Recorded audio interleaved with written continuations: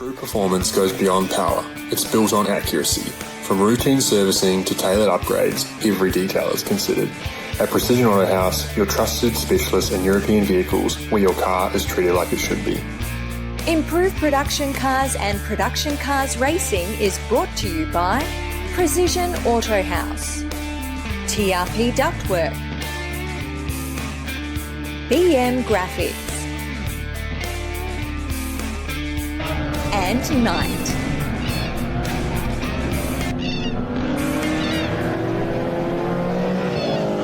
Well, welcome back to Motormall Wanneroo Raceway, our improved production and production cars out on the circuit at the moment.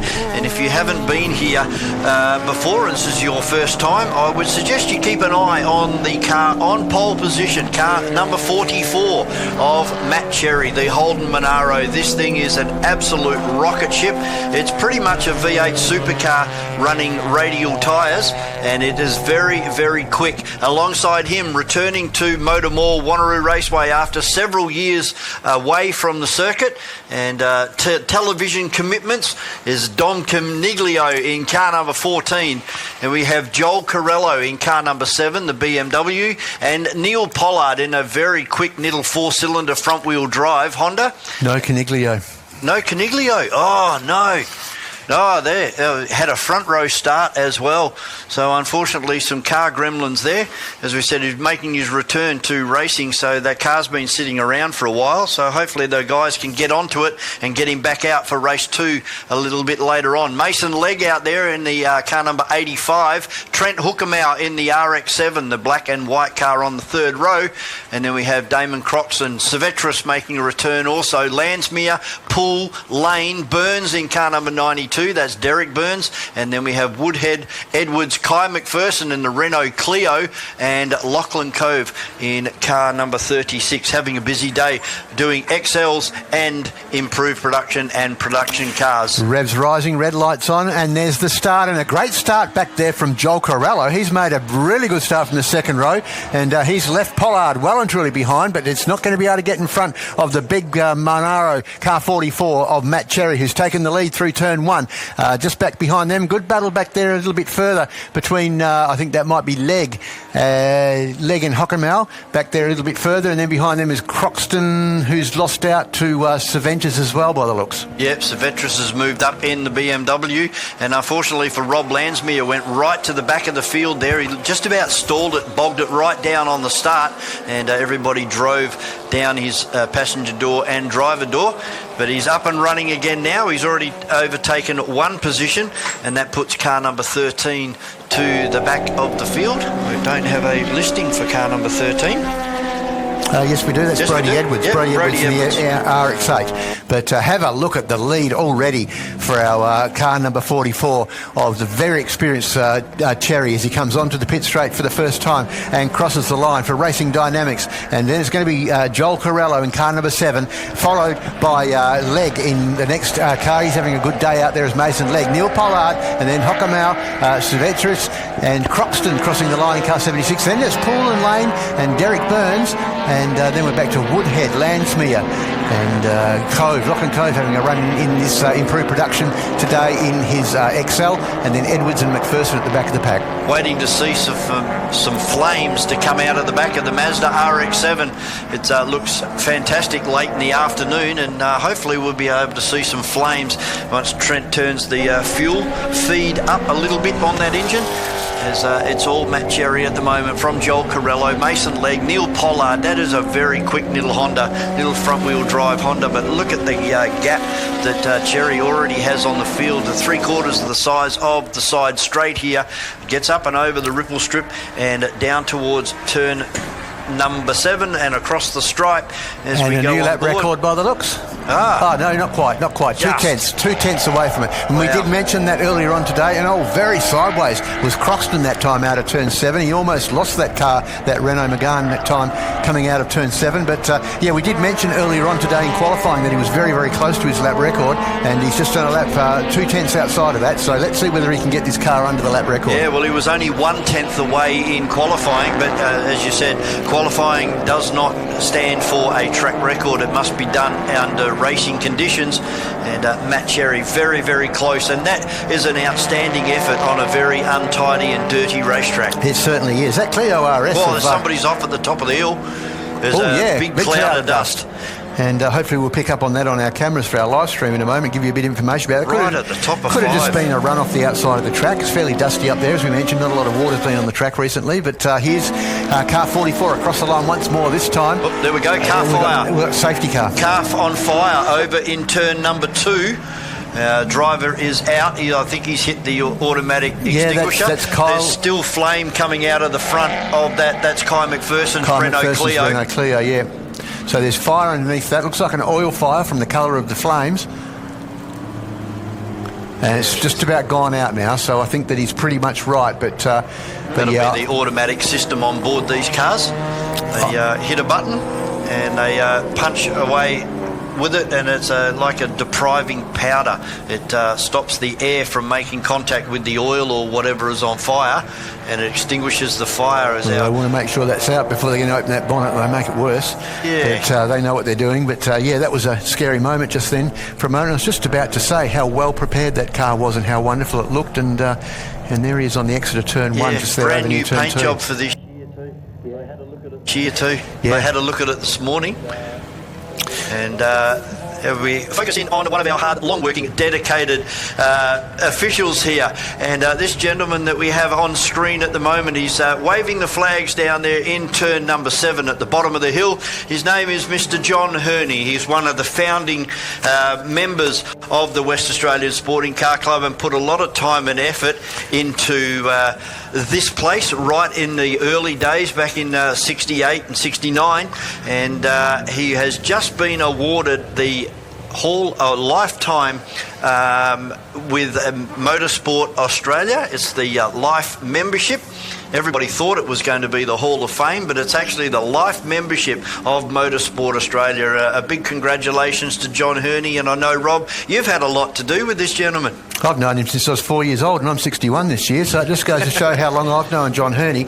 He's been a friend of our family and a friend of mine for many, many years, but the most important thing for us is that he's been a friend of Western Australian motorsport for many, many years here as well, and a well-deserving award for John. And yeah, he really has done a magnificent job for the WA Sporting Car Club over many, many years. Well, our safety car has retrieved the field, and they're all banking up as they go past the stricken car of Kai McPherson over there in the exit of turn number 1, the entry into turn number 2. I'm wondering if that hopefully is just an oil fitting or something, but hopefully he hasn't lost an engine. Yeah, well, I suppose we'll find that out fairly quickly at the end, at the beginning of the next improved production car race to see whether he's out on the field or not. But he wasn't having a particularly good run anyway. He was quite a long way buried. I think he was in the back of the pack, so which is an unusual position for him to be in. So I think he was having pretty quick. Yeah, he wasn't having a good day out as it was. So let's see whether he can get this car put back together again, and hopefully it's not anything too serious. We never want to see cars going home on trailers in a different condition to what they arrived in. No. You know, we struggle to always get good fields up here.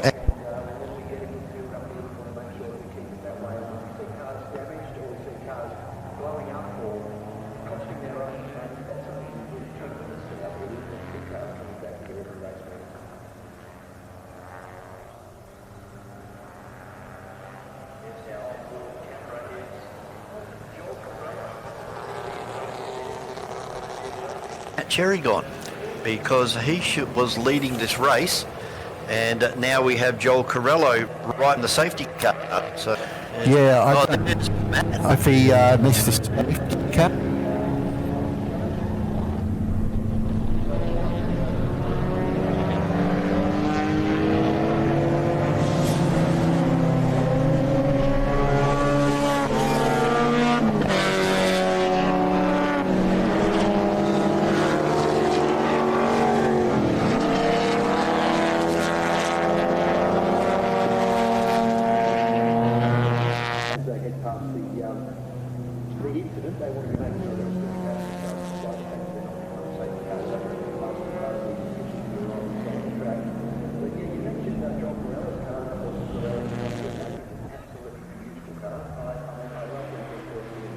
way.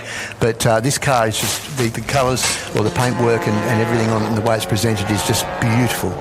Really, I take my hat off to the Corello family and to Joel for the way that this car is presented. So well done to them. Beautiful looking car. Very reminiscent of the BMWs that used to run years ago.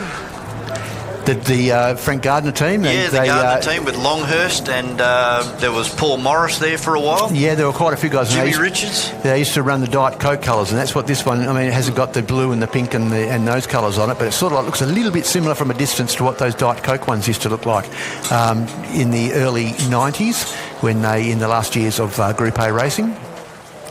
And then we had Tony Longhurst with the B&H, the Benson and Hedges yellowy gold colour. Yes, and he won BMW World Motorsport Award for his efforts in that car during the Touring Car Championship. I think it was in 1992.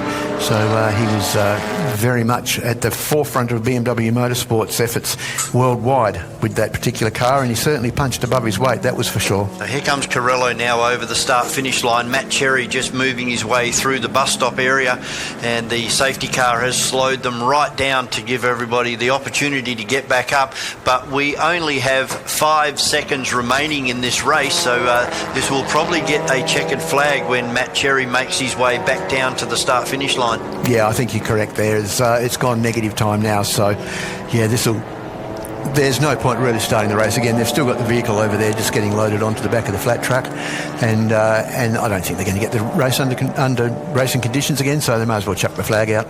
Yeah, a bit unfortunate there. We didn't see much of the Mini that was out there as well. That was down towards the back of the field, about third from the back.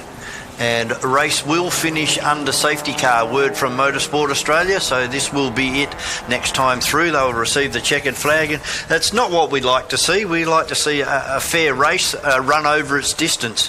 Yeah, it's very unfortunate. There's 3 races we've had so far, I think, and 2 of them have been polluted by safety cars, so we don't like to see that, but it's a much safer situation, I guess, when you've got so many volunteers working on the side of the track. You want to look after those guys. It's far more important that we keep the safety aspect above the entertainment aspect, I guess. Definitely. A big shout out to all of our photographers out there as well. I'm just looking over there towards turn 2, and we've got a photographer out there as well. We have one behind I think they're still down there behind the first line of defence at turn 7 as well. And it's hard work being out there being a photographer, and you always want to make sure that you support your photographers, because standing out in the sun is a big challenge, and standing out in the wind and rain during winter months as well. And they get some magnificent photographs that they share on the various social media sites. And yeah, make sure you look after them and support them, because otherwise they tend to go away after a while if you don't. And I can tell you from experience that photography up here at the circuit is pretty much just about as expensive as actually running a racing car up here by the time you're paid for all the maintenance on your photography equipment and the expense of your photography equipment and all of your insurances and everything like that. So make sure you support your photographers.